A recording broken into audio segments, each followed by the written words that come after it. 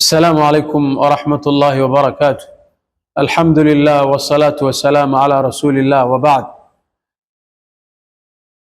Vipi sababu ambazo zinaifanya riziki kuwa kunjufu?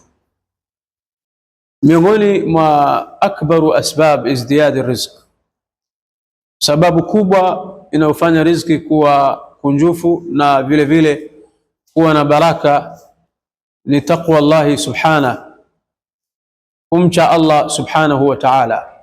Taqwa ndio miftahu alkhairat, ndio funguo wa khairi zote, na ushahidi wa kuwa taqwa ndio sababu ya kuongezeka riziki na kubarikiwa ni aya iliyoko katika surati al-A'raf. Allah subhanahu wa ta'ala anasema, walau anna ahla alqura amanu wattaqaw lafatahna alayhim barakatin min as-samai wal ard, lau wanaoishi katika ardhi hii wangelimwamini Allah vilivyo na kumcha Allah subhanahu wa ta'ala, la fatahna, wallahi tungewafungulia milango ya baraka mbinguni na ardhini. Ushahidi mwingine ni aya yuko katika surati al-Maida. Allah anasema, walau annahum aqamu at-taurata wal injil, na lau hawa bani Israil wangelisimamisha sheria na hukumu za Allah katika Taurati na Injil, wama unzila ilayhim, na wakafuata sheria walizoteremshiwa, la akalu min fawqihim wa min tahti arjulihim, wangelikuwa wanapata riziki yao kwa juu na chini. Yani lugha ya kuonyesha riziki zao zilikuwa hazina tabu, maisha yao yangekuwa mepesi na raha. Na maana nyingine ya taqwa ni al-istiqama. Istiqama ni maana ya taqwa, na Allah subhanahu wa ta'ala anasema, wa an law istaqamu ala tariqa la asqaynahum ma'an ghadaqa, lau wanadamu wangelikuwa na msimamo ala tariqa, ay ala hadhihi sharia au ala hadha alquran almunazzal alayhim, wangeifuata Qurani vilivyo na sheria za Allah, la asqaynahum, tungewanwesha ma'an ghadaqa, maji tamu. Hapa Mwenyezi Mungu ameleta taabiri ya maisha mazuri kwa maana ya maji matamu.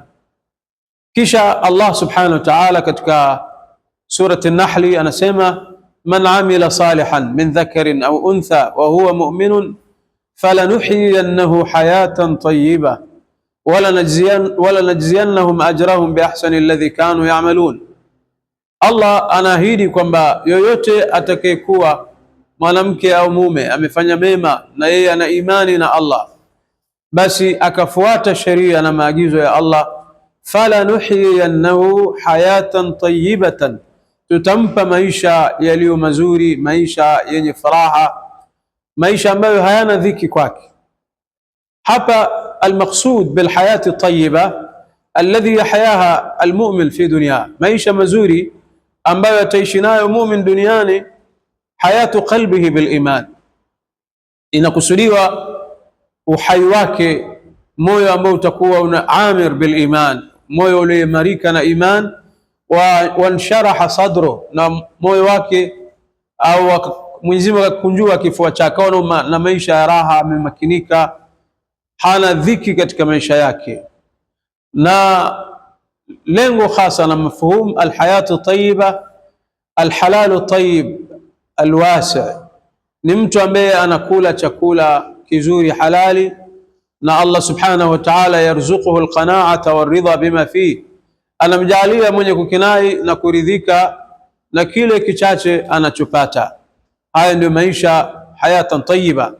Imamuna Shafi'i rahimahullah katika diwani yake anasema, idha kunta dha qalbin qanu fa anta wa maliku dunya sawa, unapojaliwa ukawa na moyo wa kukinai, basi wewe na aliyemiliki dunia mko sawa. Lakini taqwa ni nini ikhwata alkiram? Taqwa, Abu Huraira ama Umar bin Khattab katika riwaya aliulizwa nini taqwa, akamwambia yule aliyemuuliza, hal akhadhta tariqan dha shawk, je, umewahi kutembea njia ina miba? Qala na'am, ndio. Akamwambia, famadha tasna'u idha ra'aita ash-shawka, ulikuwa unafanya nini unapoona mwiba njia unaotembea?